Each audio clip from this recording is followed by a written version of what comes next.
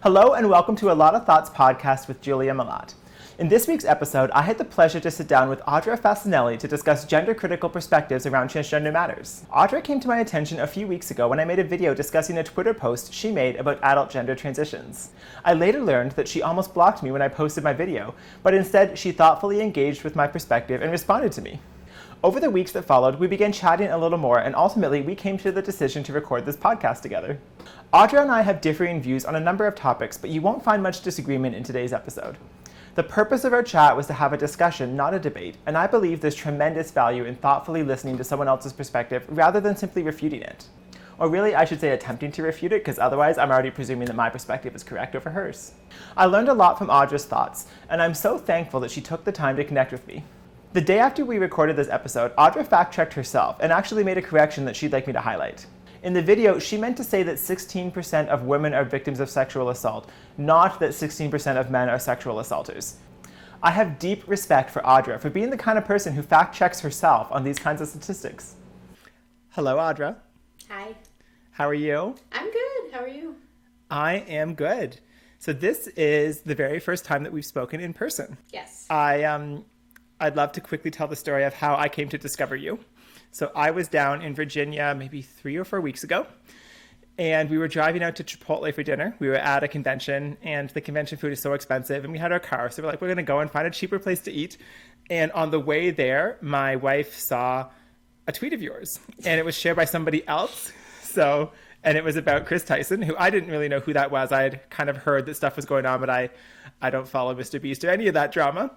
But she read me this tweet, and I kind of thought, there's so much there. Like, it's such an interesting conversation, and I related to it because it was talking about Chris Tyson and his, I don't even know if I'm supposed to say his or they, but whichever one, his separation from his wife and then the transition that he announced. Right. And the complexity surrounding that. And I related to that because I have transitioned, and right. I did so also just after I had a separation from my wife at the time. And I thought, oh, there's so much here I want to go into. And I don't like to just respond to people's tweets because I feel like the conversation on Twitter is never a conversation. It's just kind of throwing stuff at other people. So I thought, what if I kind of go into this a bit and explore it? And so I went back to my hotel room, and I spent the next few hours not at the conference, but recording a video where I kind of got my thoughts out about this. And I posted it. I tagged you in it. And now we're here talking. Yeah. And I would like to say, I tried to go back and like look at that tweet and like maybe edit it or something, because I was like, ooh, I should have eaten breakfast first and had some coffee, and then I should have tweeted something, like, because I'm usually very measured and very thoughtful, and that came off really angry, and I was like, ooh. And so I kind of had like a lot of mixed feelings about that tweet, because I try to be very measured and like intentional with what I say, and I think it's kind of weird. It's weird to me how, in my opinion, like some of my best work, like the stuff I'm the most proud of, never goes viral, but for whatever reason, like it blew up, and I saw that you tagged me, and I thought, oh no, and I like went to go block, and I was like, okay, well, maybe I'll just listen. She has a smile on her face. Like, Julia has a smile on her face. Maybe I'll just listen. Maybe I'll just listen to Julia, like, see what he has to say, you know, and then, and then I thought about it. I was like, you know what? He seems really cool. I think I'm going to contact, you know, and say, when you contact me, I was like, hey, this will be really neat. So I thought, here we go. Yeah, and you responded really quick. If I remember, it was like I posted the video, and maybe, I don't know, a few minutes later you kind of responded on it, and I thought the same thing, like, oh gosh, do I even want to read this, or should I just block you now, because maybe it's going to become a Twitter shit show. But whatever you said back was really thoughtful, and I was like, oh, this is cool. We can talk about this. And yeah, because I'm normally thoughtful. I'm normally a thoughtful person, I swear. But honestly, I learned a big lesson, like, drink coffee and eat breakfast and then tweet. Drink coffee, eat breakfast, and then tweet. Mm-hmm. That, I think, is advice that we all could benefit from. Mm-hmm. Don't tweet when you're hungry. Never tweet when you're hungry. bad plan. That is fair. So I'd love to pause for a moment and find out a bit about you as a person, because not only do my listeners not know you as a person, I don't even know you as a person because this is the first time we've spoken. So who is Audra Facinelli? Is that how I say your last name? Yes, that's how you say my last name. Well, I'm just, a normal, I think of myself as just a normal person. I'm located in Ohio. I'm married. I have a daughter whom I love very, very much. Growing up, I was a bit of a tomboy. I guess I got interested in trans issues, especially with children, because of my background being a tomboy. I even went so far when I was a little kid to say to my mom, "Hey, Mom, I think I'm a boy." And she turned to me, I'll never forget this, and she turned to me and she said, "Well, why do you think that?" And I said, "Well, I like playing with the boys, and I like doing boy things, and, I think I'm a boy." And she's like, "Nah, that doesn't make you a boy, honey. You're not a boy. Go play." But I think back on that moment and I think, oh no, what would have happened to me now in 2023, right? So I got really involved in trans issues, trying to understand transness, which honestly I've gotten to a place where I think it's kind of like, a fish trying to explain to, somebody walking on land, what it's like to be a fish. And the person, you can't really completely explain what it's like to be a fish. So in that analogy, you're the fish, or you're the person on land? I'm the person on land, and you're the fish trying to explain to me what it's like to be a fish, and I'm not getting it, Interesting. So when you say explain, is it people talking about their lived experience, the whole, this is what I feel, this is why, right. Or what piece of it is it? I think it's just the piece of, well, the first trans woman I ever talked to told me over and over again that they were a woman. And I said, "Okay, why do you think you're a woman?" "Well, I like girly things," essentially. I'm summarizing, but I like girly things. And I said, "Well, you can be a boy and enjoy nail polish and dresses. I'm very much, very free-spirited. I think people put too much emphasis on gender roles and stuff. I think, especially since gender roles have been so blended, it's 2023. Women are working, men are staying at home, people are having kids. You know what I'm saying? It's just not this clear division anymore. And I don't know, they really, really couldn't explain it to me. And I kept getting more and more lost, So I think the only thing I came to the conclusion about was, I guess being a trans woman means that you desire to be a woman. There's an internal desire to be a woman. And yeah, that's it. That's the only thing that makes sense to me. The rest of it doesn't make any sense. I think there's a lot of truth to that, in the sense of causation. There's a lot of theories, a lot of research out there, a lot unknown there. But whatever the causation is, what you described, I would say is accurate in terms of how it manifests. For myself, I always felt this way, but when I was 5 years old, I'm like, well, I'm a boy. I knew I was a boy. I knew that boys had penises, and I certainly knew I had one of those, and so I knew that I was a boy. And for me, that never stopped being true as I was a teenager and as I was an adult. And I didn't transition until I was 28, so I lived quite a long time before I did, but I always knew how I'd felt in terms of a deep, dysphoria, a deep incongruency, that it didn't fit, it didn't work, I didn't like it, I didn't know how to socialize, all of these things, but I was still male, and I'm still male. Of course, not that hasn't changed, but yeah, I like how you put it. I guess what I'm saying, I don't think, do people, when you said that to the other trans woman that you met, was she offended by that, or she agreed with that? Or oh yeah, really deeply offended. "No, I am a woman. It's not that I desire to be a woman. I am a woman." And I'm like, well, no, you're not. I'm sorry. No, I'm being dead serious. I'm sorry. I'm sorry that you're suffering. I'm sorry, but you're not. You're not. I'm sorry. There's no other way I can say that, right? Yeah, it's just not true. Carlene Gribble reached out to me maybe a month and a half ago. She's a researcher down in Australia, and she saw the work that I do, and she pointed me towards her own paper. She had this paper talking about language and the way that language has been changing, and it did a lot of focusing on some of the ways that we've started using words like birther or people who menstruate rather than women in order to avoid that word. And it was a great paper. I thoroughly enjoyed reading it. But one thing she said that I knew this, but when I read it in her paper, I thought, yes, that's what's going on, is how we are changing the definitions here.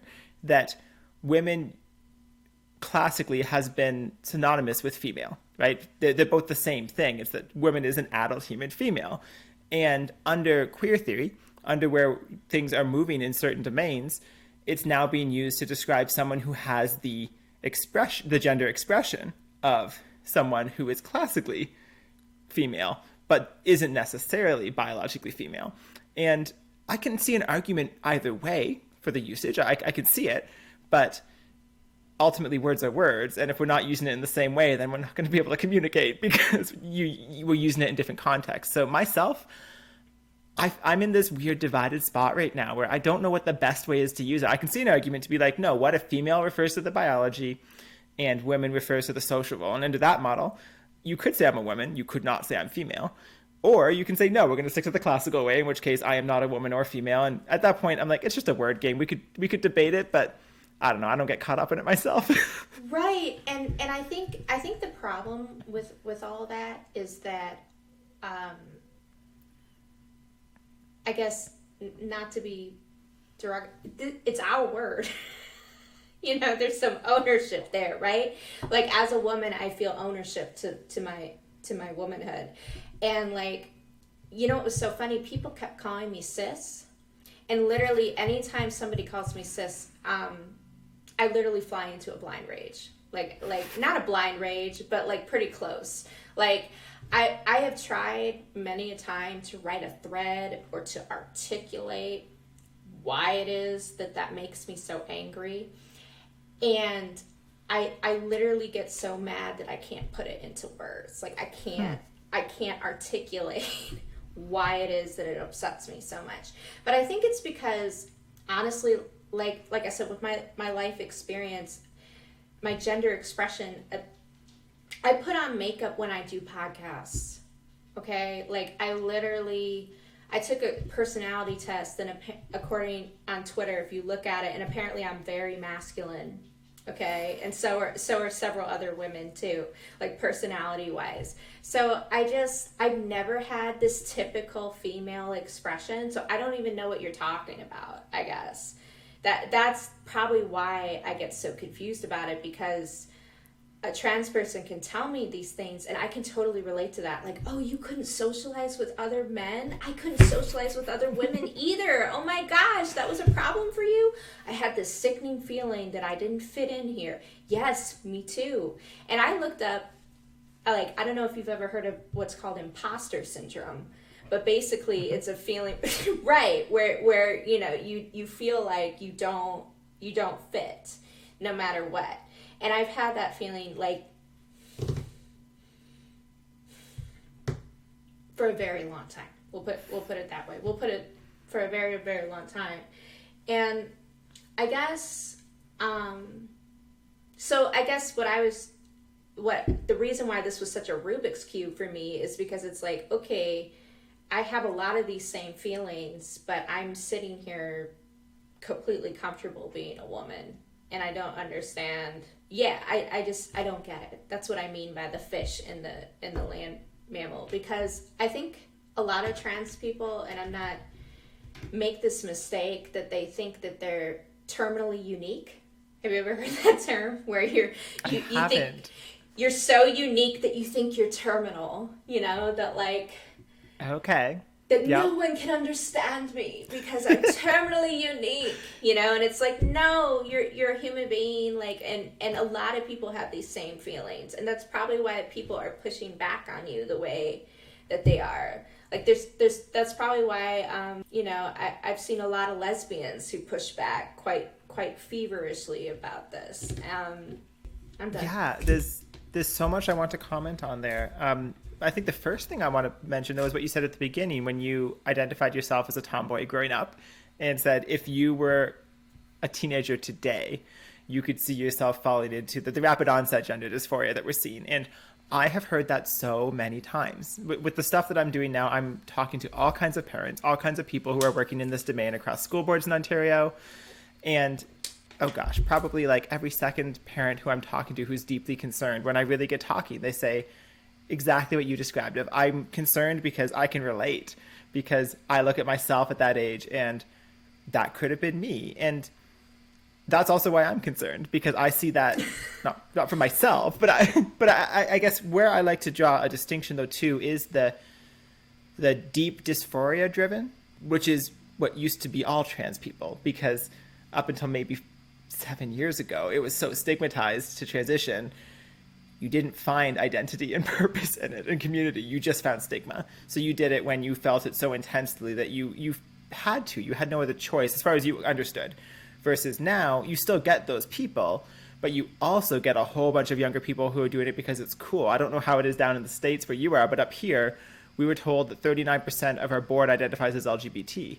And 39%, like 4 out of 10 kids. But I get it, because I see my daughter's in grade 11, and when I look at her classmates in her school, it is such a great way to have an identity, to say, yeah, I'm a this, I'm pan, I'm demi, I'm this, I'm whatever, I'm non-binary. And so they're all looking for that. And that's very scary to me, because transition has real implications. And well, I do personally believe it is appropriate for some individuals. I don't think it's appropriate for most individuals. And I don't think it's something that should be made lightly. And I definitely don't think it's something that should be done absent from a medical system that's supporting and coaching and, you know, a lot of careful work. It's not just, I feel this way, now I can do it. And up here, that's what it's become, is you, in the medical system, you really can't challenge it. If a kid comes and tells you, if a biological male says, I'm a girl now, the teachers can't comment, the doctors can't comment, we just have to affirm. And that really, really concerns me. So I think we're definitely on the same page, at least in that piece of it. Right. And you know, I also think too, though, with this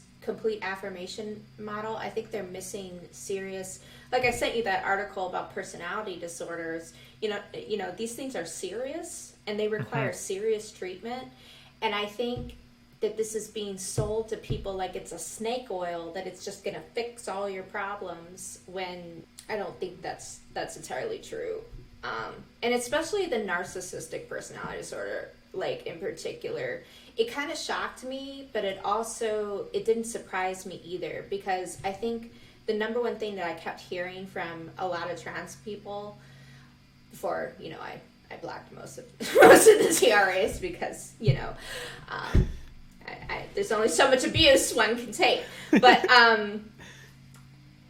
you know, this constant focus on personal appearance disturbs me. It really does. And I'm not trying to be rude about it. I just, if I had a child and my child turned to me and said, you know, I feel so depressed that I want to lay in bed because I don't have breasts and like I don't like look like a girl. Like that was something that you said in your video, like when you were 14 years old, you felt so depressed because you couldn't look like a girl. I would feel like I failed as a parent, right? Because you're a special person and the inside matters more, and like you're a precious child of God, right? And like the idea that someone's so concerned about their physical appearance that they want to just lay in bed and be depressed, like it literally broke my heart. Like it almost made me want to, you know, grab that person and say, no, bad. That's not something you should be focused on.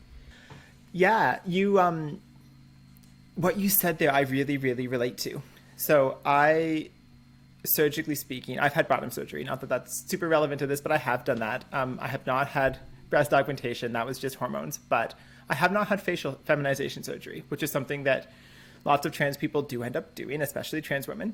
And for a while, I was really fixated on wanting to do that. And it was probably about 2 years ago, and I was starting to shift my thinking out of the, as you described, the TRA, the very classic way of thinking, to where I am now, that I was doing this research and looking at what surgeons I could go to. And then I got thinking, like, kind of exactly what you said. If my daughter came to me and said, I hate my nose, I want a new nose, I would spend a lot of time trying to both question myself, why do we get to this point? But also, no, you don't need a new nose, you're beautiful.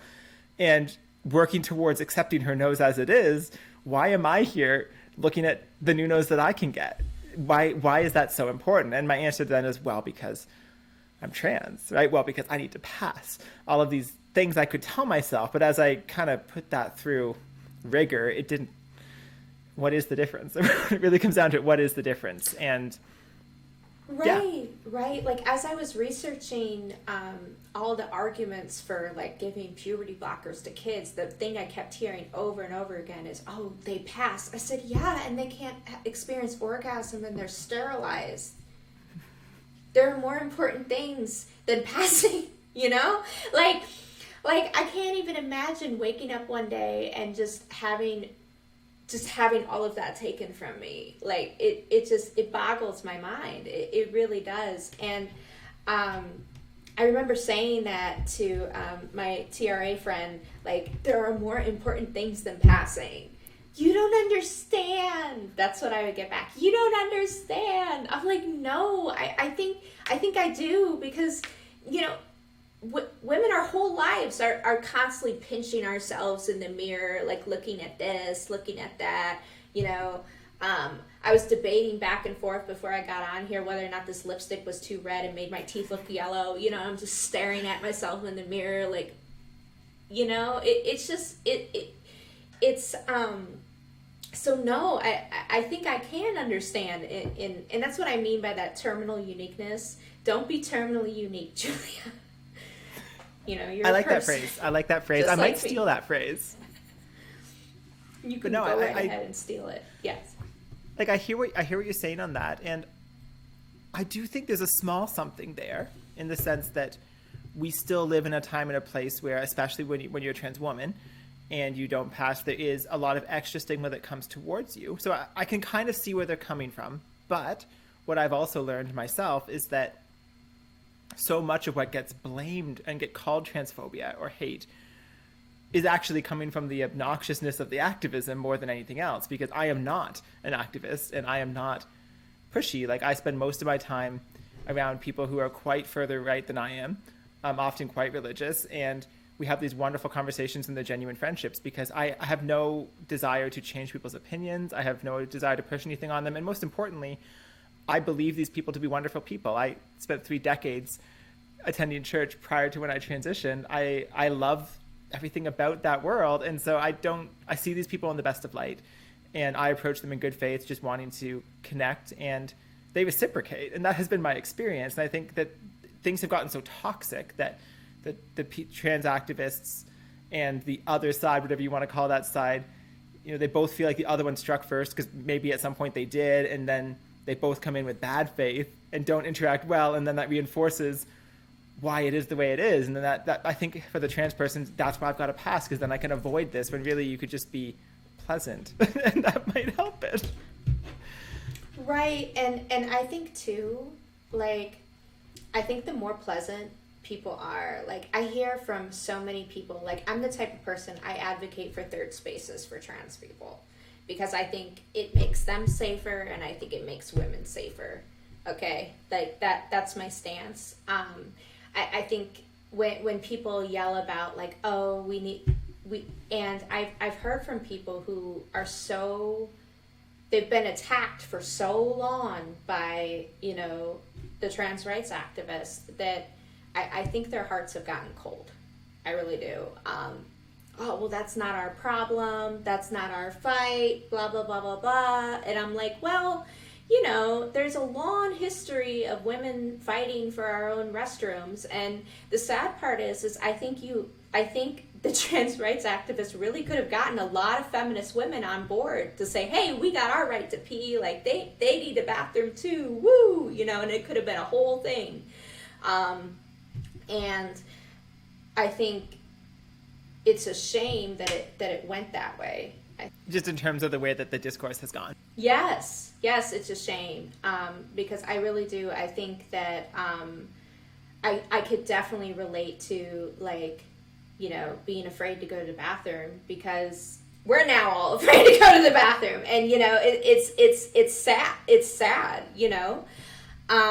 like, not to get too controversial, but it's just, it's sad to me that, you know, and I've read cases where a trans woman tried to use the women's restroom and they got beaten up pretty badly. I read a case where a trans man was told to use the women's restroom, and apparently this individual passed well enough that when she went in there, everybody in the community thought that this was a man going after, you know, this was a campground situation. And so he got terribly assaulted, you know. And so I think, like, and then I've read cases where in Los Angeles where they allowed a trans man to, on the school campus, to use the women's restroom, and this person got gang raped. I've read cases where in honestly the Loudoun County, Virginia case where this rapist essentially was given access to the women's restroom and raped a girl, and then the school transferred this person, and like they raped somebody else. The Wee Spa incident where everybody was attacked this woman for complaining at the front desk that there was a man showing his erection, and well, it turns out he was a sex offender and was banned from the spa, but he grew his hair out and put the mask on his face, and like, so it's just really like, not to try and get controversial here. I want safety for everyone. Like, I'm not, you know, and I want trans activists and I want trans people to understand, like, that it isn't just a bunch of angry women complaining. Like, that's it. Like, that's my message. Yeah. So yeah, you've touched a lot of controversial topics there that I have not publicly put a position out on yet, because I don't know the answer. Like, I'm making these videos and I haven't done a video on washrooms. I haven't done a video on prisons. I haven't done a video on sports. I'm going to do all of those. I want to, but I'm like, my thoughts are not solidified on those. I don't have useful stuff to say yet.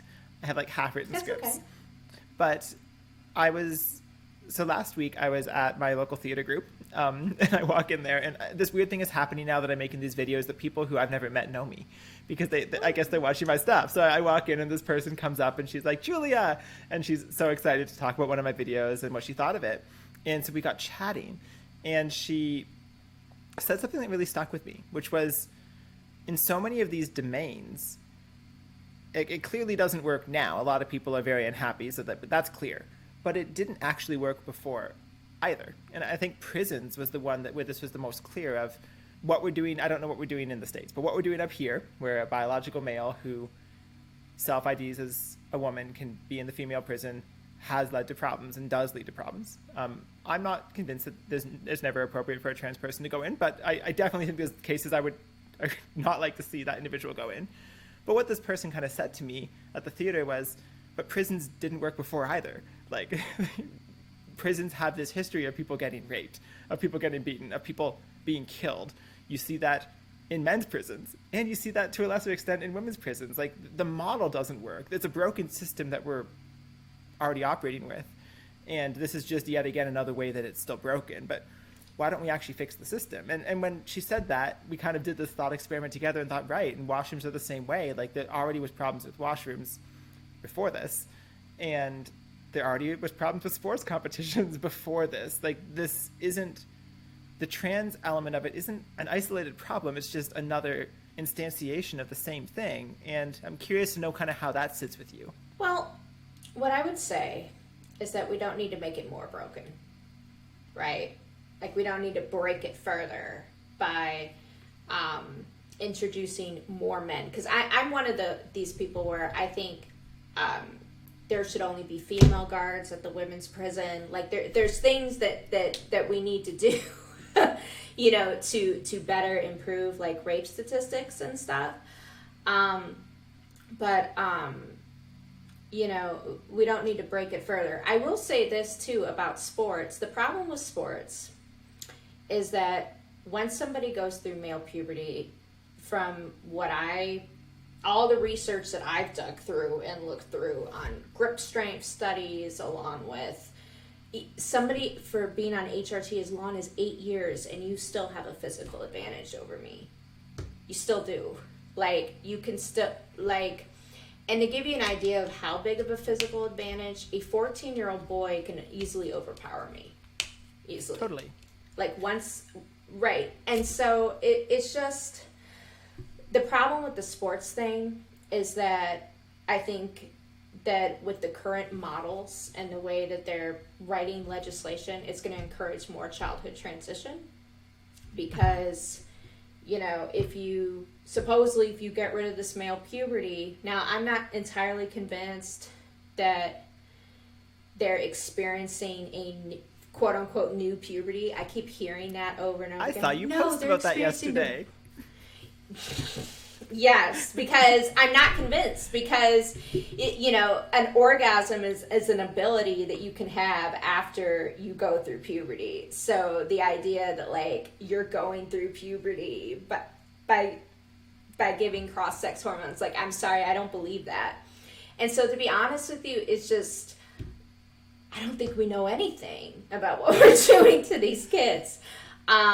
At all. Like, I don't think we know anything at all, but I think what it is, and I think what a lot of people have a problem with, is it should be incumbent on the trans community to prove that they do not have a physical advantage to participate in women's sports. It shouldn't be on women to prove that they do, right? Like, it should be the other way around, and that it feels like that's not what's happening. What it feels like is that, you know, everybody just woke up one day and decided, okay, this is what we're doing. And it was like, well, hey, wait a minute. Nobody asked us, you know, and it just kind of went that way, you know? Yeah.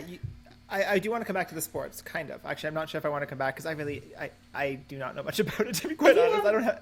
And that's why I don't have strong opinions about that. But one thing I've noticed. Say what? Oh, I can send you studies. I send you Oh, things. yeah, go for it. Go for it. I think the big thing is I'm not an athletic person.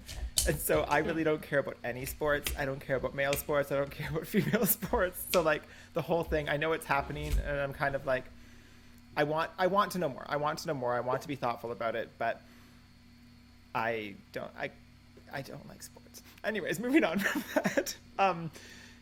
Something you said there, and you said something earlier in the conversation as well, where you would speak as though you are speaking for women. And that stuck out to me because I was talking to someone a few months ago, and they pointed out to me how some people who are pushing back against trans matters on the women's rights side speak as though they represent women. And there are plenty of women who don't feel that way. You know, you can obviously speak for Audra, and you can obviously speak for a lot of other people who agree with you.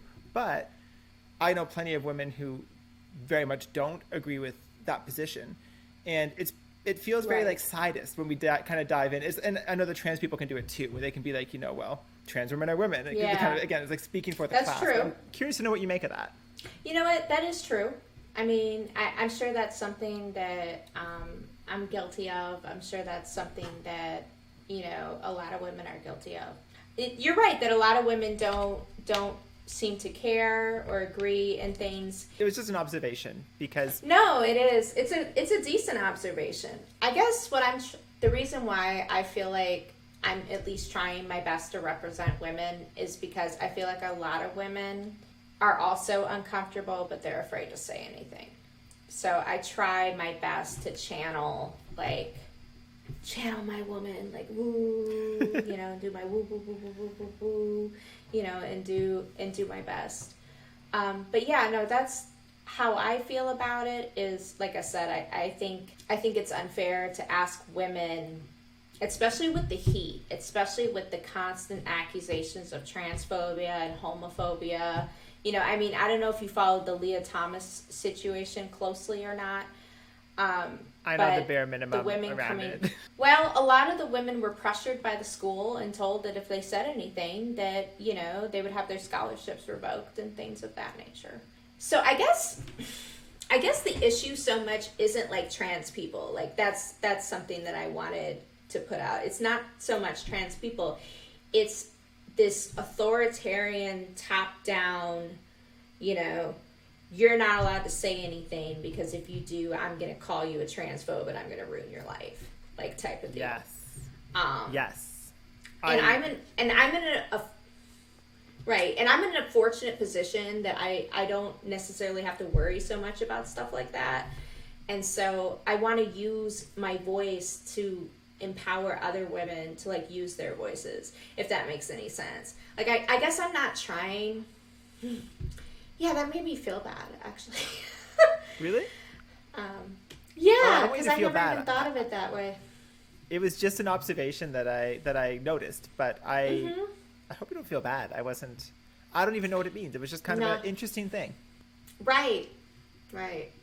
But what you mentioned there about everything being called transphobia, that's one of the things that got me involved in the work that I'm doing, because for me it came from the schools. Kind of my brief history here is my daughter is my adopted daughter, and she came to live with me a few years ago, and that was during COVID. She was in online school, and when she went to in-person school, I was worried because I remembered what school was like when I was in high school, and people wouldn't have wanted to go to, someone's house if they had a trans parent, because we would all just make fun of them. And I thought, oh gosh, is this going to be a problem for my daughter? And is that going to cause a bit of a barrier between her and I? Is she going to resent me? Because I had no idea where schools were at now, of course. And all of a sudden we get to school, and I'm super cool because I'm trans. And so at first I felt awesome. I'm like, oh, this is great. And then I quickly realized, like, oh, no, like this is almost too much. There's too much excitement around this stuff. Like I'm just living my life, and I'm really not that novel. But it was a big deal, and that's where it started. And then the next thing that happened was we had a teacher named Carolyn Brzezinski who went to the board to speak about books. This was the concern about certain LGBT books and the material for really young kids, and her presentation was shut down about 3.5 minutes in because it was, again, labeled transphobic and being against the Human Rights Code. And she's actually suing the board now for that. She has a defamation suit and a charter challenge. And so I saw that when that came up because it was all over the news, and this is right in my city here. And that was the moment I kind of thought, maybe I need to be the one to speak about this stuff, because it shouldn't be different when I say it, but it is different when I say it, because when other people say it, we dismiss them. If you say anything that challenges anything around the trans narrative, you're transphobic. And, trans hate does exist. I can point you towards real examples, but there's lots of other things like what Carolyn brought, where it was just, I'm concerned this material may confuse kids. It wasn't hateful. And I've come to know Carolyn now. She's a great friend of mine, and she's wonderful. But nonetheless, she's out there in news articles being called transphobic because she raised concerns. So for me, that was the first thing that brought me to vocalize the way that I am, is to say, how do we bridge that? And that's why I love to have these conversations, to show that you and I probably don't agree on some things, but we're not even really focusing on the disagreement. We're focusing on where we can get along, where we can talk, because that's so much more interesting than just being like separating and pushing people further away from each other, which seems to be what most people are interested in doing right now. Well, and especially when I posted about my experience with trans people, like trying to bridge that gap, because like I said, everyone's a precious child of God to me. Like, you're all precious, you're all beautiful, you're all good people, you have innate human dignity. Like, to use the very Catholic term, you have innate human dignity because you are a human being. I realized, like, as we were getting closer and closer, I was like, I'm really nervous about this debate, and I don't know why. And then I decided to, like, make a post about, and then I saw that NBC article, and I thought, oh, that would be a good way to bridge that.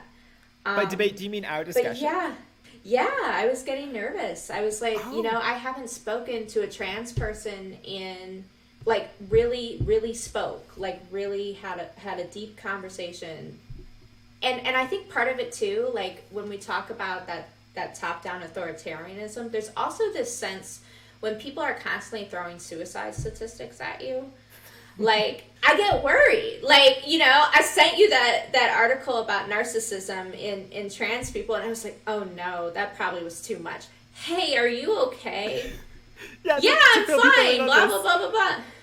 Yeah, you sent me an article, which was really great, but it was just, I have a lot going on right now. My life's a mess. And so it was at a time that, like, everything was happening. And so I think I opened it, and then I didn't respond to you for a little while. And then you sent a message, checking in on me. And it was evident from what you wrote that that you cared and you were worried that you may have, I guess, offended me or hurt me or I don't know what. And I'm just like, oh no, gosh, it was great. I just haven't had time to respond to you. But I agree with you. It's tumultuous territory. And for you and I hope this is showing you that I just love no, this is showing me a lot. This is showing me that, because honestly, what I think is tragic about that is when people constantly push suicide statistics, I do get to the point, at least for me, where I'm afraid to interact with people, right? Like, I don't want somebody, me to interact with somebody and then they kill themselves, right? And I'm left wondering, did I push them too far? Should I have, been kinder? Should I have been nicer? Like, should I have been this and should I have been that? And I think a lot of trans activists, I think they sense that. In particular, I think that's more of a woman trait, this desire to care and feed. In fact, there was a study, I love studies, that I'm noticing that they showed pictures of an angry person and women automatically smiled. In other words, we're trying to get along. Like, oh, we're going to smile, we're going to be nice, blah, blah, blah, to try to de-escalate the situation.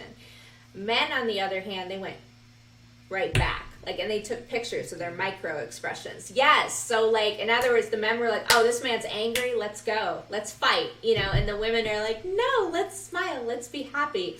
So I think there is this innate desire, like, in women to care and to be kind and to be nice to people.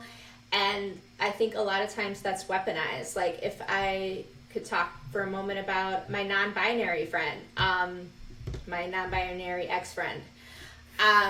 What ended up happening was, this person was very depressed. And so I made a lot of suggestions. I said, have you tried, counseling? Have you tried therapists? Have you tried this? And then finally I said, well, have you tried prayer? And the response was, are you effing kidding me? And I said, no, I'm not kidding. Like, prayer can help your mind. It can like, give you mindfulness and like change your perspective on things. And like I said, I was trying, I really was, but it got to a point where the last thing that this person said that I saw before I completely blocked them out of my life was they went on a rant about pronouns. That they know when people aren't using their pronouns, okay? They know.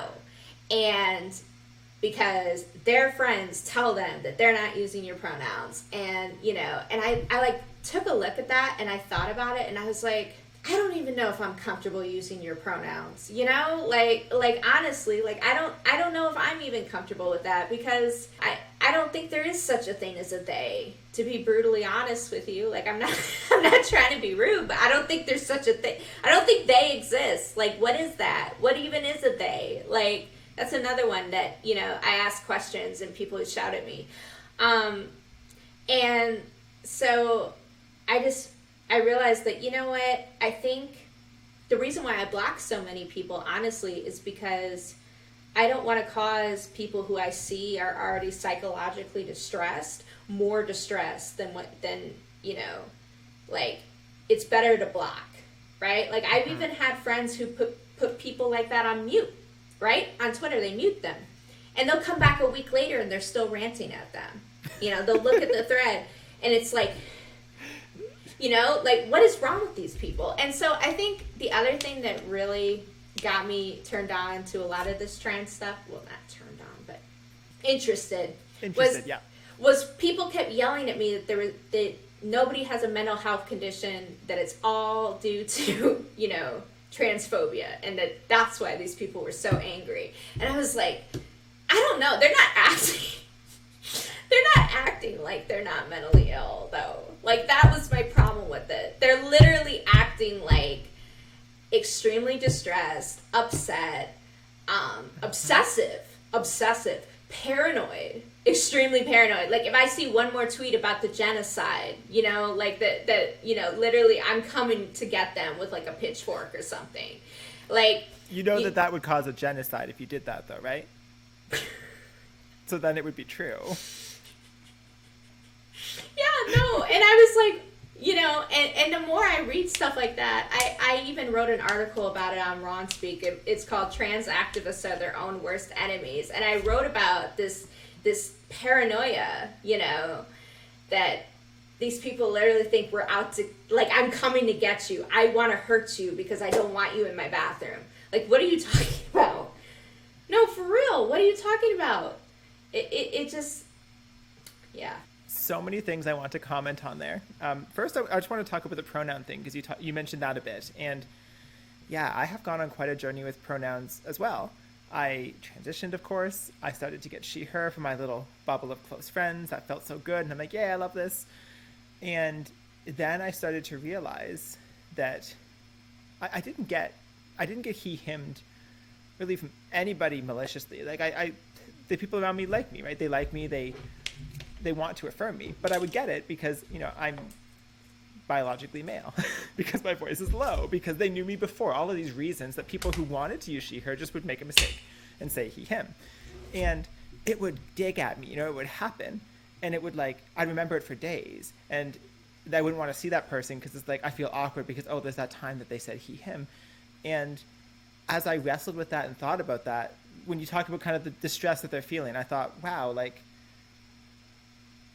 why am I so vulnerable on this? Why does that matter so much what someone else calls me? Why am I making it matter so much? And what I realized it was because I had a false image of myself, because I was living in this bubble, this lie, telling myself I'm female. I'm a woman just like you, and everyone sees me that way. And I can pretend that's the case, but the minute that someone says he, I'm like, oh gosh, like, you don't. You might call me she, her because you want to affirm me, but you do see me as something different, and when you mess up, you remind me of that. And that was the moment it kind of clicked for me of like, I'm living a lie, and that doesn't help me. It's not about if I can or not. I have the right to live whatever lie I want to live, but it doesn't help me. It just makes me vulnerable, versus where I am now, which is I accept that I'm biologically male, I accept that I'm trans, and I think most people like me. I still don't want to talk to people who hate me, who are trying to hurt me, but somebody who, and that's why before we recorded here, I know we talked a bit about just things to say or not say, and pronouns came up, and I said, like, call me whatever you want to call me, because that has evolved to the point of realizing that pronouns are, like, it's not really my choice. I'm super uncomfortable with the idea of compelled speech, that I can somehow force you to call me anything in particular. So, well, I would like she, her. I mean, that's not how friendships and relationships work. You both bring yourselves to the table, and you just kind of, what happens, right? And I don't agree with, like, every friend that I have, there's something they do or say I don't love. And so for me, it's kind of like, I don't get to tell you that. I don't get to tell anybody that. So that's kind of where I've landed with pronouns, which I know is super uncommon, but it takes the stress off of it. It's like, we're having a great conversation. I would love she, her if you want to give it to me. If you feel more comfortable giving me he, him, that's your choice. If you want to avoid pronouns, cool. Like, it's, you know, do what you want to do. And I don't know. I feel like if more people adopted that, it would just be easier. Yeah, and it's a tremendous amount of pressure, right? Mm-hmm. And it kind of made me feel like I'm responsible for somebody else's, like, gender dysphoria, right? Mm-hmm. And it's like, I don't want to be responsible for your gender dysphoria. So I got to the point where I'm like, you know what? I don't know if I'm comfortable using people's preferred pronouns anymore. Like, that's where I'm at. And I think that's really, like I said, I think that's sad, because the other thing that really disturbed me, honestly, was when my trans woman ex-friend, I showed them a post, and this trans woman was talking about how this woman posted, you know, when people use your preferred pronouns, they're just being polite. They don't actually see you as the opposite sex. They're being polite. They're being kind to you. This trans woman went on this huge rant about how this is their literal worst nightmare. And I was like, I'm confused. So I shared this with my trans woman friend. I was like, I mean, yeah, like, people are being polite because they, you know, they think you're nice and they think you're friendly and blah, blah, blah, blah, blah, blah, blah. And, you know, this person said to me, no, this is, of course, their worst nightmare, because I want to be seen as my true self. Mm-hmm. And I was like, thinking the true to myself, self they're defining as how they see themselves. And I said, but that's not, first of all, that's not like, nobody sees you as your true self. Like, I can't control what other people think of me. There's so many people who think I'm a hateful transphobe. Like there's a long list of people who think I hate trans people. And then at the same time, I also see like, for some gender critical people, I don't go far enough, you know? And I'm like, well, I'm not Matt Walsh. Like, I'm sorry. Like, I'm not Matt Walsh. And I'm really not Christina Buttons. Like, I'm somewhere in the middle between those two, and I'm doing my best. But I guess, and that was really what struck me. And then the other thing that struck me too was the people who were saying, well, you know, it's safe for trans women to use the women's bathroom so long as they pass. And I'm thinking to myself, well, if everybody is calling you she, her, everyone in your life is calling you she, her, you might get the impression that you do pass. And what if you don't? And then you're going into, you know what I'm saying? And you're opening yourself up to problems. Because, and it's unfortunate that male violence is such a thing that it really is. It's a problem in and of itself. Just before we go into that piece about washrooms, I think it's a problem even just for the authenticity of the relationship. That was what I've come to realize very recently. So the very first podcast episode that I did, I went up to Ottawa and I saw my friends Chanel and Catherine, and they're both involved in this space. Chanel is a teacher who ended up being canceled when she expressed views about critical race theory and trans issues and all of these pieces here. And Catherine runs something called Lighthouse Forum in Ontario and in Canada here, which is a connection of a bunch of people who are kind of looking for classical liberal values and not finding it because we've moved into progressive liberal values instead. And so we got together and we recorded something like this, and we talked about pronouns, and both of them chose to call me she, her. And same thing, pronouns are such a non-thing for me. I've never asked, we've never talked about pronouns before. It's just, and I didn't even really notice what they called me. It just kind of happened.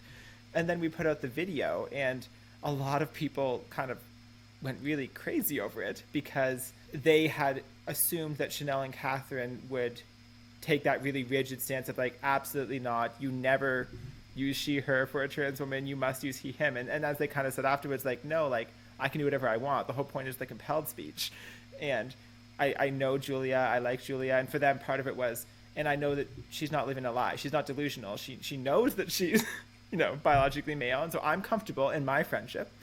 And then I recorded with Eva Kirilova and Neil Doran and Lois Cardinal last week. And same thing, when we were talking to them, Eva made the good point of, I will make whatever exceptions I want for my friends. I might not want to use it for all trans people, but I might choose to for this person, and I get to decide that, and you get to decide that. And I feel like a lot of that is kind of being missed right now. It is. It's being missed because, like I said, the reason why I'm not comfortable using pronouns anymore is because I don't want to give people the impression that they pass to the point where, they would fit in any female space that they want. And at any rate, that's like I said, that's why I promote third spaces. That's why I promote, because, women need their own space for there I go again. Women. It's okay. I feel, based on rape statistics from India and Ethiopia, we have statistics that show that when women have mixed sex facilities, that they're at a higher risk of rape. And I do not want my daughter going to school, going to a locker room, etc., and being put at a higher risk of rape. Now, here's a fun statistic. It's not all men. In fact, 84% of men are not, sexual assault people. But if I were to hand you a bag of 100 M&Ms and say to you, well, 14 of them, Julia, have cyanide in them. Would you like some M&Ms? You're going to tell me, no, I'm good. I don't want any M&Ms. I'm good, And it's unfortunate. I mean, it really is.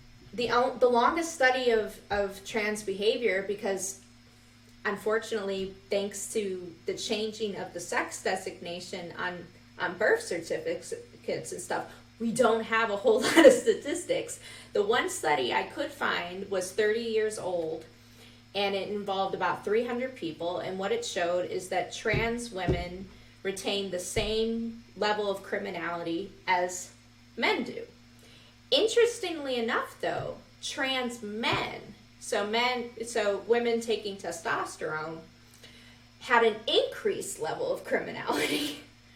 Testosterone's a hell of a drug. I mean, if you look at any animal kingdom, like the bull shark has 10 times the testosterone of a human male, and they literally eat each other. Like, they're the most aggressive animal that you're probably ever going to come across. Like, they eat anything. They eat license plates. They swim up rivers and attack people. Like they're insane. They're like, you know. How do we know they eat license plates? Did someone feed them a license plate, or this was just a freak accident, or like, where does that come from? You know what? They found a dead shark, and they did a dissection. They found the license plate. Wow. Yeah, they'll eat anything. They're crazy. And male animals are crazy. They really are. I'm watching Chimp Empire. I really encourage you to, well, you probably saw my post about chimps, but it's on I'm not Netflix. Your biggest fan. I don't watch all of your posts, only some of them, only the ones that come into my feed. Okay. Oh, okay. No, I know, that's a lot. Well, it's a lot. It's interesting. Like I said, I'm still trying to get my thoughts around all of these things. Rather than hold strong opinions, I'm trying to really be thoughtful with all of this. I guess where I think you and I are certainly aligned is, like, I'm very uncomfortable with the idea of self-ID. That's an understatement to say I'm very uncomfortable with it, but I'm very uncomfortable with the idea of self-ID. I think that's very silly.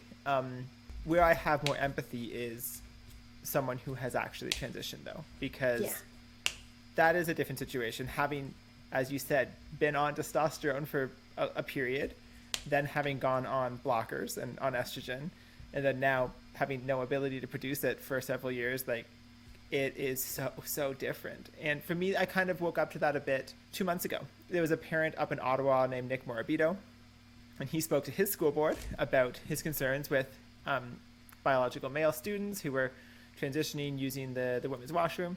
And of course, he was shut down. It was 45 seconds in, and the chair just shut him down and wouldn't let him speak, even though he said everything right. He used all the right language. He framed it very respectfully. It wasn't about a particular student. It was just the concept in general. And this upset me. So that was actually my first video I made. I kind of went out and just made like a 3-minute rant saying, we need to be able to talk about this stuff. And when you shut those things down, it makes people hate me more because they blame people like me for our inability to talk about it. Yes, and it's not your fault. It's not your fault. Thank you. It's not me. It's not but your anyways, fault. I connected with Nick then, and we chatted about it. Since I've met, I've been up to Ottawa, had breakfast. It was lovely. But he said something in his 45 seconds that stuck with me, which is, these people might be intending to transition, but they still have testosterone. They're still teenage boys. Like, he kind of used his own example and said, I was there. I remember what that feels like. And that, I think, is a point that has to be reckoned with, that there's a big difference between someone who identifies as a woman and it has high levels of testosterone and someone who identifies as a woman and has been out of that for a very long time. Does that mean they should use the women's washroom? I know that there's space for debate there, but it's definitely not the same thing. No, it's not. And I have issues with self-ID too. And you know what's so interesting? The other topic I never talk about on my channel, on my Twitter page ever, because I don't have a channel, is autogynephilia.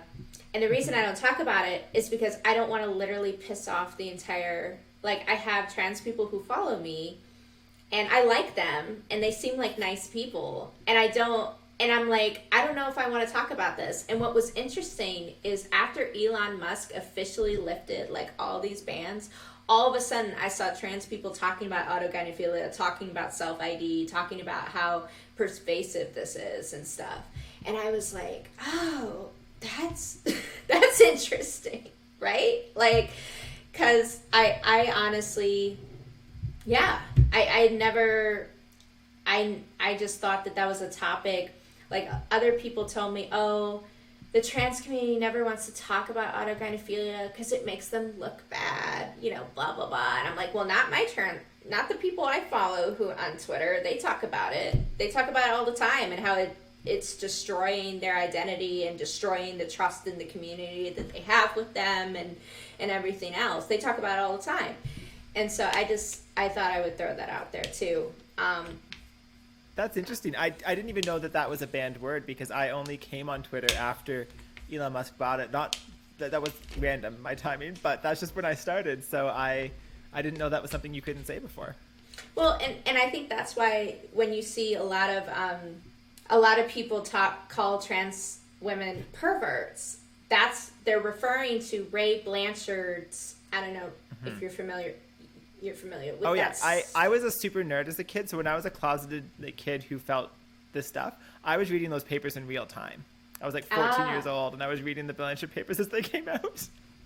Yeah, and even when I read it, like 75%, according to him, I was like, man, that's really mean, you know? Like, I guess what I'm trying to say is, like, if you have, like, a kink or a weird thing, to, like, tell somebody to, like, you know, turn their penis inside out, like, that's kind of a mean thing to do to somebody. Like, that's what I was posting. I was like, okay, like, you know, and I don't understand that argument at all. Like, why would you take somebody who has a kink, or I guess a fetish is the proper word for it, and you want to castrate them? Like, that doesn't seem very nice. I don't know. I haven't actually publicly commented I don't know what to think of autogynephilia yet. I struggle with it in the sense of, like, I think there's a lot of good stuff there, and I get to speak to a lot of researchers in what I do, and, you know, I've met people who it's very evident that that's what's going on for them. There was one individual that I was working with once. This was one of my friend's siblings, actually, and they were considering wanting to transition, and so my friend reached out to me, and so we're talking about this stuff, and this guy was very open with me, but it was very clear. He's like, you know, I want titties, like, that would be hot and stuff, and I'm like, oh, okay, like that. Like, what do you say to that at that point, right? Like, it's like this is a very much a attraction to having female body parts, which I can't relate to, because all body parts are gross. Like, penises are gross, vaginas are gross. Like, they're all gross. But I guess where I think some trans people, and I in some ways I'm in that group, have gotten their back up, is that under Blanchard's typology itself, you're one or the other. You know, you're either homosexual or heterosexual, and it's all about that. And so you are autogynephilic by definition. It's kind of like there's no space. And for me, that wasn't my experience. I'm sitting here thinking, I haven't felt that, though. And really, I'm actually hoping I can talk to Blanchard at some point. He lives up here in Toronto, so, like, maybe I'll meet him someday.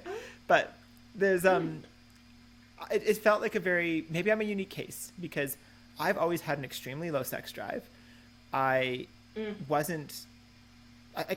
find women attractive, but I also don't really find, I find men more attractive than women, actually, slightly, but, like, mostly I just don't find sex attractive. Like, I still think of sex the way I thought of sex when I was, like, 8 years old. Like, that's gross.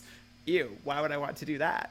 And I was raised in an evangelical church, so I just, you know, I was going to be with a woman, and so I was, and I got married, and then that fell apart, as I mentioned, as I was moving into my transition, at which point I met someone else right around the time I was transitioning, and I'm now married to her, and I love her, but it's not about the sex of it for me. Like, I feel like it's just a non-thing, but yet definitionally under Blanchard's typology, that would put me in the autogynephilic category, because those are the two choices. If I'm with a woman, then obviously that's what I am, and that's the part that I think in some ways the research would be better if it hadn't been shut down, right? Because once it became stigmatized and everything was dropped, it wasn't gone into further. So maybe over time we'll find more balance to say this is a thing, because I know it's a thing. I've talked to those people, but maybe there's another category of some kind. Yeah, no, and I think, and I haven't spoken about this publicly yet. You'll be the first one to know. I'm so excited. Yay!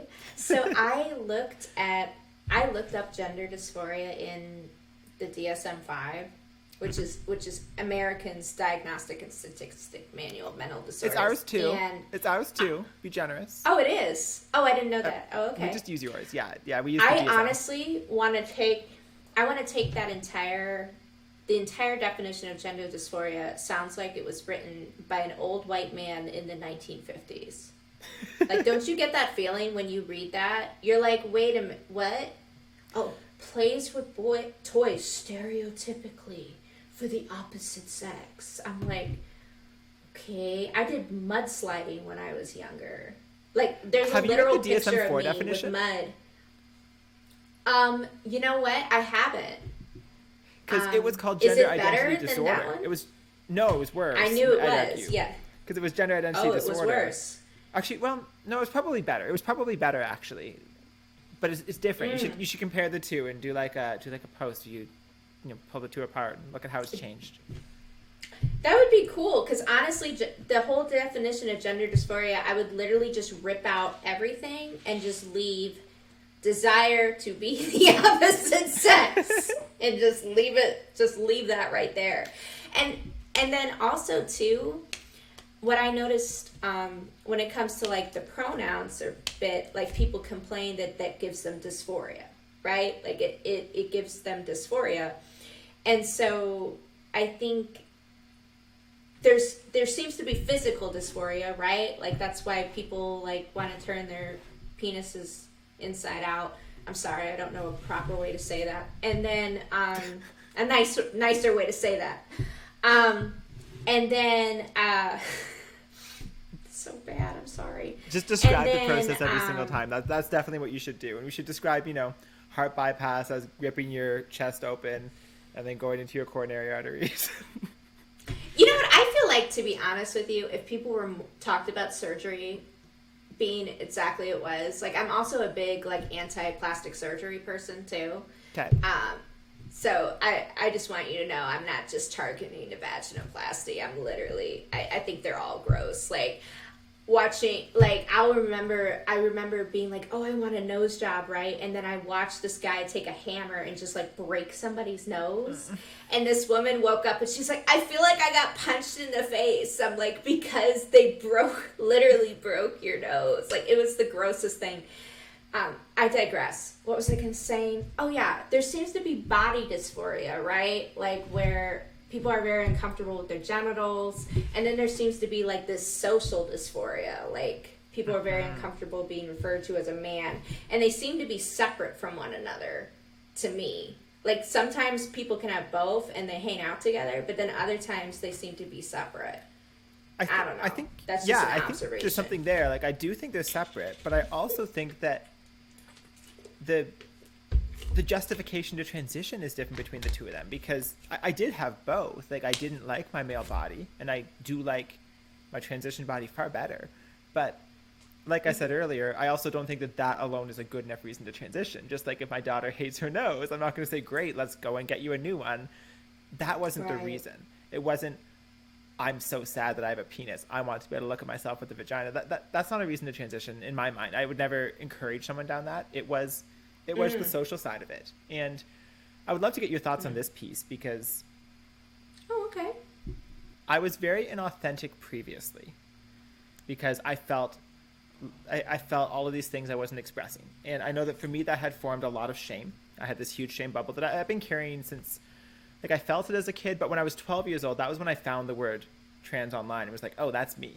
So like I've had this for many, many years, and that made me behave very narcissistically. Not made me behave, but I created a lot of narcissism out of that, which I didn't see at the time. My ex-wife's therapist actually saw it. My ex-wife was going to therapy because of our relational problems, but I wasn't going to go to therapy because I was fine. And, within a few appointments, the therapist kind of diagnosed me as narcissistic, having not met me.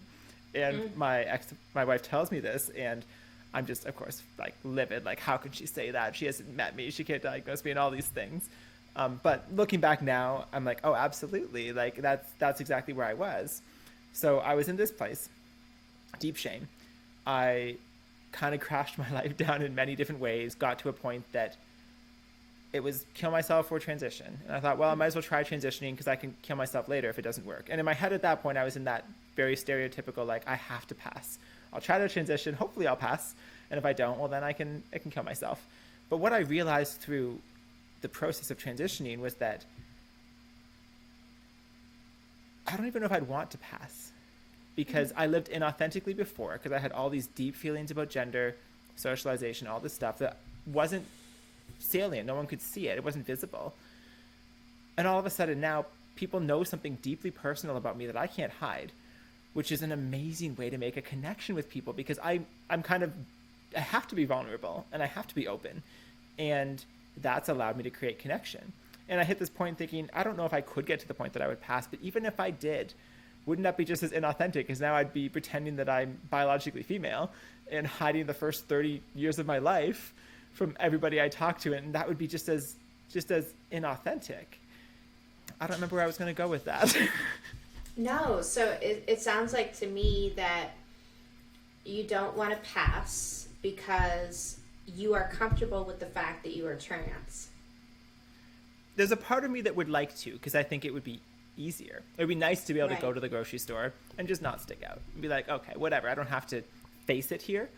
But in all of my actual relationships, the ones that matter, I think it's super important, because it creates that authenticity, and I have to be prepared to face it. I have to be prepared to be authentic, but by doing so, it creates these really interesting, just these. No, so it sounds like to me that you don't want to pass because you are comfortable with the fact that you are trans. There's a part of me that would like to, because I think it would be easier. It would be nice to be able to go to the grocery store and just not stick out and be like, okay, whatever, I don't have to face it here. But in all of my actual relationships, the ones that matter, I think it's super important, because it creates that authenticity, and I have to be prepared to face it. I have to be prepared to be authentic, but by doing so, it creates these really interesting, just these real friendships that I didn't have before because I was inauthentic. And I was going to relate this to our chat, but I forget what motivated this. It was something you'd said previously. I don't know. Right.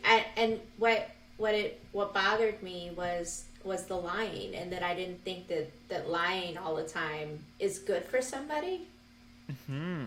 That probably, yes. Like that's probably what I did post something about that lies are not love, right? Like lying isn't love. Like that's not how you love someone. No, it sounds like, and I think that's so beautiful. No, that's really beautiful, Julia. Like it's beautiful that you're comfortable being trans. And by the way, people will eventually stop staring at you. I'm serious. Eventually, people stop doing that. You know. But I'm sorry that people stare at you. No, it's okay, because I do think that a lot of trans people, though, the critical social justice way of thinking puts into your mind that you're looking for that, right? You walk into a store, and somebody frowns at you, and you think, oh, they don't like me because I'm trans, when really they're frowning because they have resting bitch face, or they're frowning because they just had a fight with their manager. You know, there could be all kinds of reasons why that could happen, but it's easy for us to take our own insecurities and put that upon other people. And I actually experienced this a few months ago. I was at Old Navy, and I was there with my friends, and I'm very, very good at helping people pick out clothes, because early in my transition, I was too scared to try on clothes in the store. So I would just go in, dressed in my boy clothes. By the way. Oh, thank you. Well, but back then I would go in, in my boy clothes and just like pick out the stuff. So I had to know what would fit me. So I had to be able to like lift it up and be like, yep, that's going to be my size. So I got really good at this. So my friends love to shop with me now, because I can do the same thing for them. I'll just look at them and be like, okay, you're gonna be like a size 12. So I'm doing this with my friends, and I'm doing lots of talking. So, often when I'm in a store, if I'm silent and people don't necessarily notice I'm trans, because who looks at people's faces, right? We all kind of ignore each other and just sort of do our thing. I'm a bit taller, but when I'm talking, people know. And so I'm talking a lot, and there's this one older woman who was definitely looking at me, and I could sense it, and I was pretending I didn't see it and being all confident and happy, but I was kind of like, I feel awkward, I'm being looked at, and my mind did go to the whole, I bet that she just doesn't like that I'm trans and she's judging me. And then she came over to me like a minute or two later, and she's like, I hear you giving all of this advice, does this look good on me? And she wanted me to do the same thing I was doing for my friends, because she saw it. And that was again one of those reminders of like, there are hateful people out there, but you need to not assume. You need to not look for that. Like, assume the best in people. And the number of times I've actually had hateful comments given to me in person that wasn't on Twitter is like once or twice ever. Like, it's so rare. But I think so many times we're too scared to even put ourselves out there. And I don't know. Well, I think a lot of trans people are missing out. Well, I'm curious. because obviously I think some of my followers are going to listen too. What do you consider hate? Because honestly, the line for transphobia is so blurred that I literally sometimes I sit there and I go, you know, like, am I hateful? You know, and I like check in with myself. Am I hateful? You know, yeah. And I think that was actually what bothered me so much about my Chris Tyson post. Not to circle it all the way back, was because I was so mad, you know, and I was like, oh, that's not good. But yeah, no. What do you consider hate? Yeah, it's a great question. I don't like the way that the word hate is being used. That's something I've seen in what I'm doing here, that it gets used to shut down conversations. If I don't like what you said, well, it was hateful or it was transphobic. I think that hate does exist, but that it's hate when it has contempt and disdain within it. So if you're showing me hate, trans hate, for me there's contempt, right? There's that bite and that fire in you because of the fact that I'm trans, because you don't like that I'm trans, to the point that you're going to throw that flame. If you tell me everything in this conversation, if you tell me that you don't think trans women should use the women's washroom, there was no hate in your voice. There was no disdain. It's just, I don't think that should happen. I think it's very damaging when we allow people to call that hate. But there was no hate there. It was just a difference of opinion. What do you think? Yeah, no, that makes sense. I think intent matters. That makes a lot more sense to me, because and just like the fact that you got bottom surgery, to me that tells me, like, that's why I have my stance on third spaces, no matter how much people push back on me and say, we shouldn't accommodate people. I'm like, well, we accommodate everybody. We accommodate disabled people. We accommodate this people. What do you mean we shouldn't accommodate people? Like, you know, this is no, like we live in a society and we're all not going to agree with other people's choices. But if we want to be able to have our own choices as adults, right, then we should be able to respect the choices of others. Like, for example, I hate plastic surgery, as I've said. To me, like a rhinoplasty should be renamed break your nose and put sticks up it and like put a little cast on it. Like, you know, I think there's a level of insanity there, especially when things can go so terribly wrong. Like, not to go on a full-blown rant with plastic surgery. I watched a video about a woman who got injections, and it blocked a vein leading to her nose, and so it cut off blood supply. So you know what happens when you cut off blood supply? Things rot away. So this woman's like nose was like literally dying on her face, and I was like, why would you do that to your face? Why would you do that? You know, and so I can rail about that all day long, but when we talk about we're gonna ban this for adults, I'm like, ooh, okay. You know, what else are we going to ban for adults that we don't like? Because there's plenty of things that I don't like, too, that I would like banned. Like, I think, like I said, I think plastic surgery is predatory. And, I mean, unless you're like a burn victim, I don't think, like, obviously there's real good applications for that. But I don't know where I was going with that, except that, like. No, I think I see what you're saying, and I agree with you on that. It's the freedom of speech and the freedom of agency that we have. And if you want to have that for yourself, you have to respect that for others as well. And that was something I discovered coming into this. I actually ran for school board trustee last year after the situation I mentioned with that teacher. And as I did so, I met a lot of the individuals who were pushing back on I don't want to say the anti-trans side, because I thought they were all being called anti-trans, but as I actually came to meet them, most of them, if not all of them, were not anti-trans.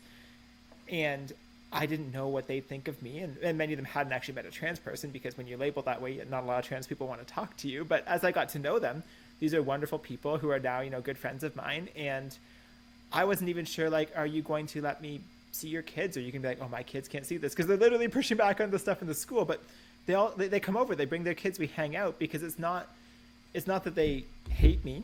It's not that they, you know, anything. It's they deeply respect the right of people to make their own choices, and they know that if they want the right to make their choices, then they need to let others make their choices. And for their kids, what they really wanted is just the ability to not have the narrative go the way it has in Ontario, where it's very much we teach kids, we almost encourage them to transition in a certain way because we kind of put it out there like, oh, you know, you're in kindergarten. Are you a boy or a girl? Are you sure?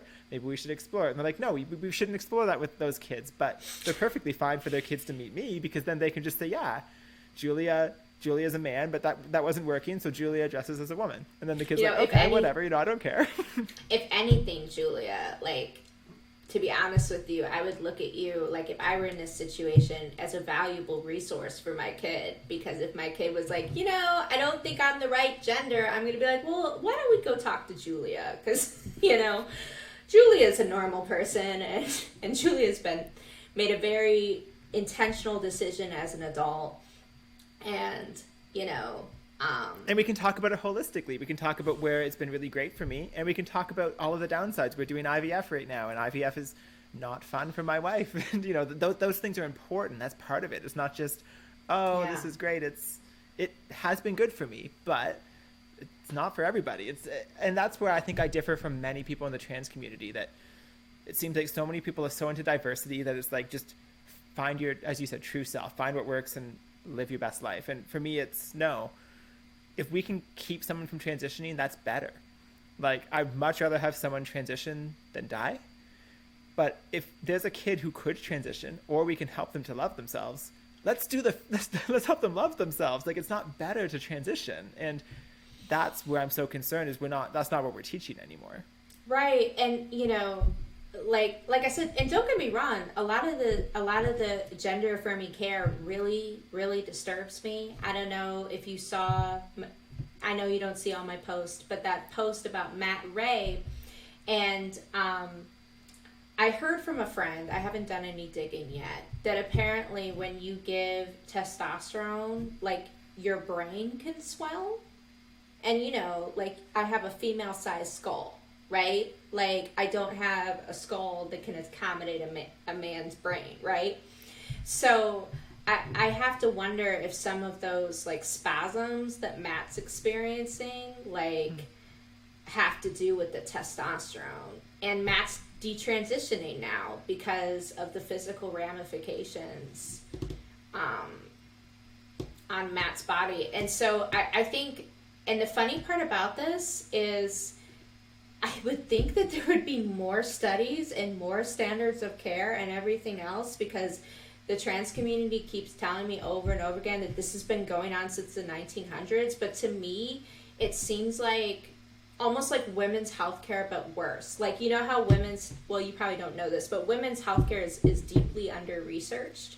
Like, we don't even know why. Why do you assume I don't know that? Whoa. I don't know. Oh, I'm sorry. Never mind. Okay. You're a genius.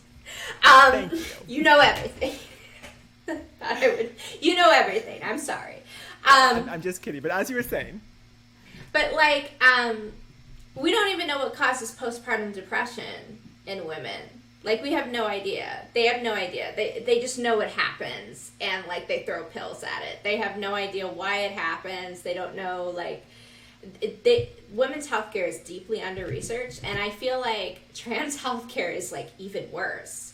Like, and you know what turned me on to this is the different instructions for dilating. Like, for a vaginoplasty. Like, apparently you go to one clinic and they'll tell you, dilate 4 times a day. You go to another clinic, dilate once a week. And then people are having, like, ridiculous complications from this whole process. Like, and I think one person was told that they'd only have to dilate once a week. And I was like, I don't know. I'm not a doctor, but that doesn't sound right to me. That's not like, the general recommendation, yeah. But you know what? Like there doesn't seem to be any general recommendation.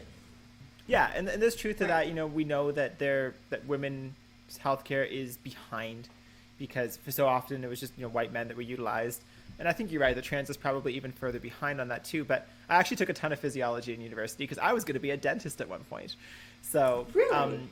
Yeah. So I took metabolism and I took anatomy and all those courses. And I remember my physiology course, there was this moment where we were learning about muscles, and our teacher was talking about muscle fatigue. And she's like, we don't actually know the mechanism of muscle fatigue. Like, we know muscles get tired, and we know that when that happens, there's a lot of lactic acid buildup. But we know it's not the lactic acid that's causing it, because studies have disproven that.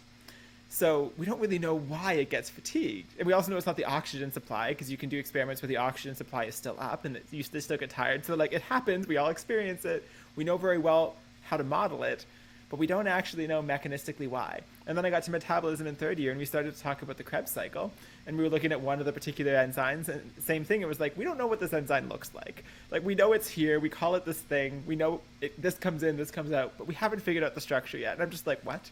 Like, this is glycolysis. This is one of our major metabolic pathways. We don't know this.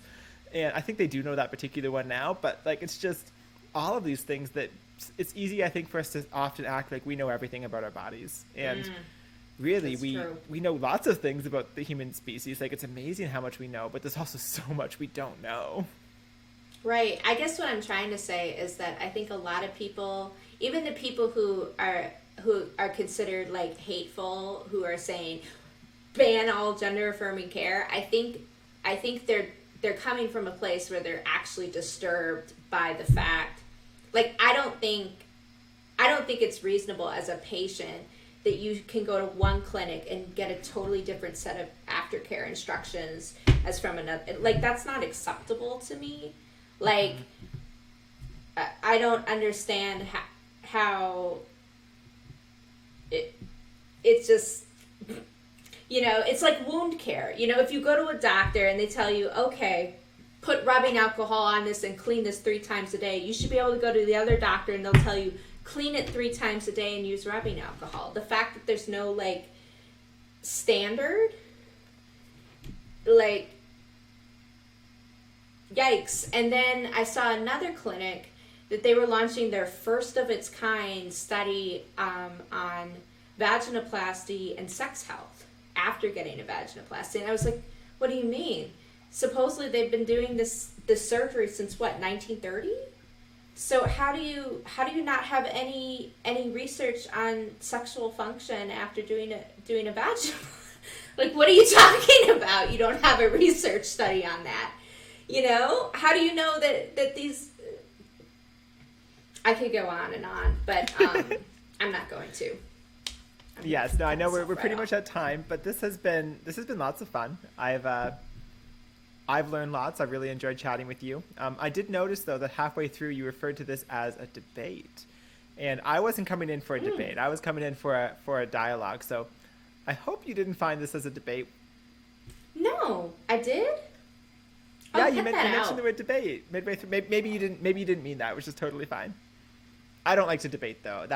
For me, that's... I don't either. You see lots of debates online, and I'm like, no, I want to have discussions, because it's so much more important, I think, to find what we agree on and where we can find workability and how we can bring these divisions together than it is to be like, let's focus on where we disagree and just dive deep into that one little thing where we don't agree. No, and you know, I find you delightful.